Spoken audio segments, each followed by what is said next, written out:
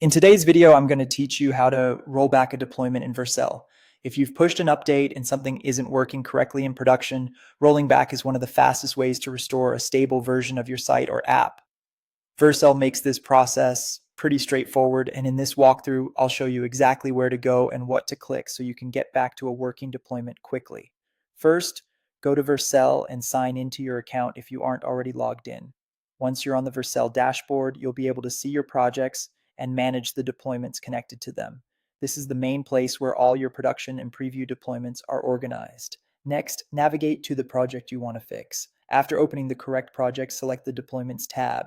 This section shows a history of your project's deployments, including recent updates, their status, and whether they were successful. If you're trying to recover from a bad release, this is where you'll find the version you want to restore. Now look through the list and find the last known working deployment.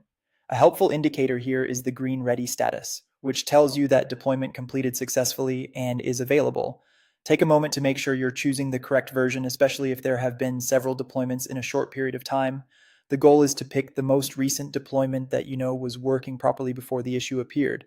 Once you found that deployment, click the vertical ellipses, the three-dot menu, next to it. In that menu, select Promote to Production or Instant Rollback, depending on the option shown in your interface. This tells Vercel to make that earlier stable deployment the live production version again.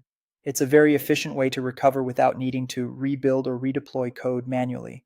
After that, a verification dialog will appear. Click Confirm Rollback to proceed. Once confirmed, Vercel will switch production traffic back to that selected deployment, and this usually happens in under 30 seconds. That means your users should start seeing the restored version very quickly. And that's it, you've successfully rolled back a deployment in Vercel. If you're doing this during an incident, it's a good idea to verify the live site right after the rollback completes, just to confirm everything is behaving as expected. Thanks for watching, and I'll see you in the next video.